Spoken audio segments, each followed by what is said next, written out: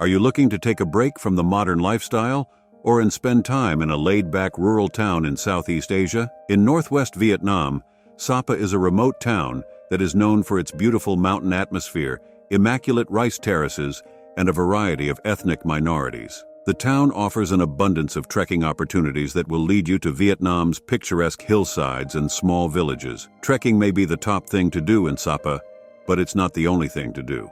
There are a variety of other activities, from trying the local delicacy horse meat stew to taking a cable car ride to Vietnam's highest peak. This travel guide will help guide you to the 10 best things to do in Sapa, Vietnam. Number 10. Have coffee with a view of Sapa's picturesque landscape. Viettrekking homestay and cafe is sometimes referred to as the house at the end of the road and is situated at the end of Hoang Lien Street. Stone Church is just 700 meters away from the cafe. This location combines a guest house with a cafe. This cafe's distinct location on top of a mountain, entirely fenced in with a white picket fence, and removed from the hustle and activity of Sapa town is what draws tourists to it. The Hoang Lien Son mountain range, the majestic Fansipan peak, and the sea of clouds are all beautifully viewed from the cafe. Here, sipping coffee from a cup, you can take in some quiet time. Number 9. Walk across the glass bridge. The Sapa Glass Bridge, also known as Khao Kien Rong Mei or Dragon and Cloud Glass Bridge, is a 3-kilometer distance from the entrance to Love Waterfalls and is situated at O Quai Ho Pass. This magnificent bridge was constructed at a height of over 500 meters, around 2,000 meters above sea level, atop O Quai Ho Pass and the rock face of Hoang Lien Son Mountain. Additionally, the glass bridge is located roughly 60 meters from the cliff, providing visitors with a 360-degree panoramic vista. Apart from Fansipan Peak, the Sapa Glass Bridge is unquestionably the greatest choice for cloud hunters. Because of the bridge's unique design, you might discover that you've entered a cloud sea. Try certain adventure games like ziplining and bungee at your own expense to get a unique perspective of the natural environment. Number 8.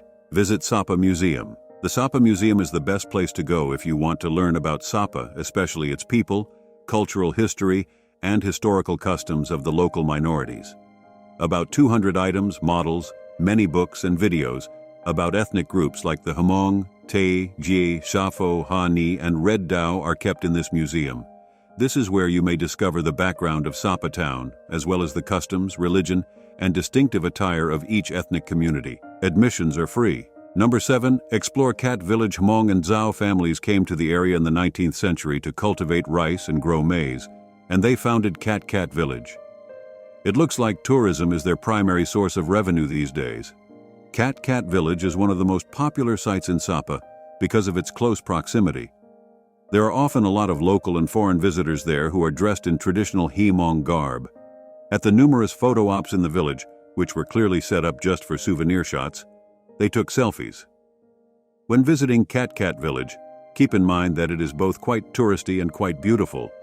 There are a ton of eateries, cafes, food vendors, and gift shops located there. You can locate trekking routes that, if you carry on past Cat Village, should lead to the nearby villages of Lao Chai, Ta Van, and Giang Ta Chai. I strolled for almost 60 minutes merely to enjoy the view, after which I turned around and returned to Sapa town. Number 6. Have a breakfast with a view of the landscape. I had a late breakfast at White Cloud Coffee and Restaurant, sometimes known online as White Cloud Cafe, which is only a quick 300 meters from the hotel. With its stylish outside seating, this well-known restaurant provides a breathtakingly magnificent view of the Sapa Mountains. When you combine it with the attentive, kind service and the food that is focused on Sapa, it's a winner in my opinion.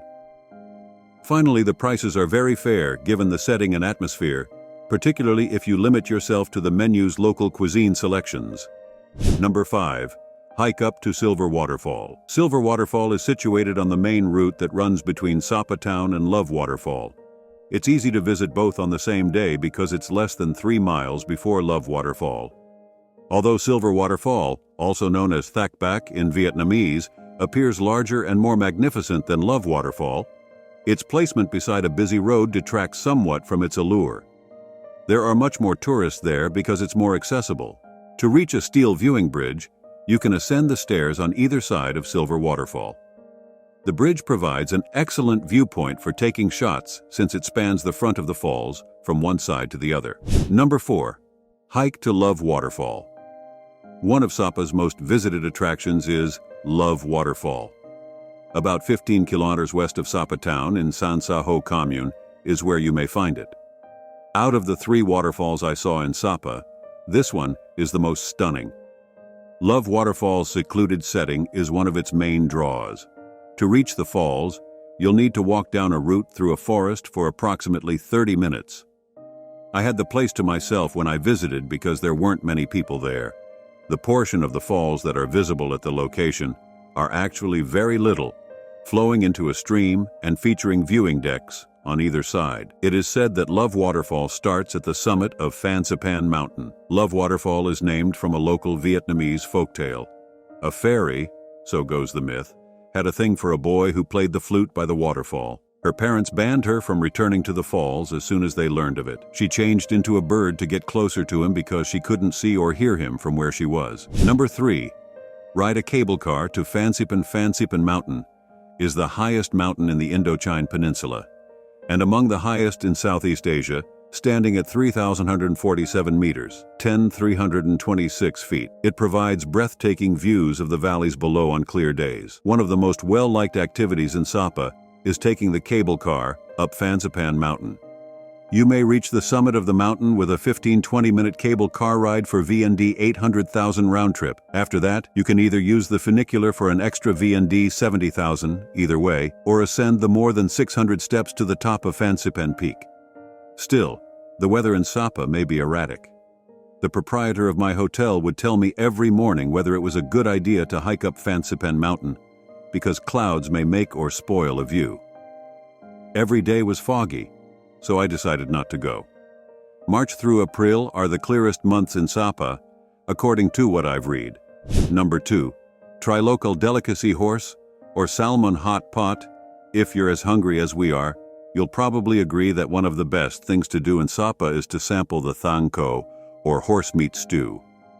This traditional Hmong hot pot dish has horse meat as the major component, although it also contains beef, hog, buffalo, and goat. For many years, members of the Hmong ethnic group have transported themselves by horses. This dish originated from the practice of butchering horses for their meat when they are too ill or elderly to work. It's unquestionably one of the more intriguing meals I've ever had in Sapa, if not all of Vietnam. If the idea of eating horse flesh seems too much for you, you might like to try fish hot pot. Although it may seem strange to hear about salmon in Sapa, rainbow trout have been successfully bred in this part of Vietnam since 2005. Rainbow trout is so widely available that salmon hot pot is now regarded as a Sapa specialty, especially throughout the winter. I chose the horse hot pot. However, salmon hot pot is usually available at any restaurant that serves thang ko. In Sapa, hot pot portions are often sufficient for 2 or more people, but the A Phu restaurant kindly gave me a single serving of thang ko. Number 1. Trekking. As mentioned, the majority of visitors to Sapa come for the hiking, which is the most well-liked activity in this mountain town. While many choose multi-day guided treks with homestays in nearby villages like Lao Chai, Ta Van, and Jang Ta Chai, I chose a self-directed hike. Although you can hike for as long as you desire, most common treks seem to last between 1 and 3 days. Prices vary, but depending on the duration and severity of the trek, you should budget between USD $20 and $40 per person per day. Usually the price includes lodging and meals. Hanoi-based travel companies provide comprehensive trekking trips to Sapa. Get Your Guide also offers the option to reserve one in advance. It might be preferable to schedule a trek for when you get to Sapa in order to get the best deals. Trekkers will come up to you offering their services, but you may also contact your hotel or homestay for assistance. Treks and other tours were regularly organized for the visitors of my hotel. That is all, folks. That's the 10 best things to do in Sapa, Vietnam. If you're interested in more content about travel in Southeast Asia, please like and subscribe. And if you're interested in tours and services in Sapa, feel free to visit the links in the description.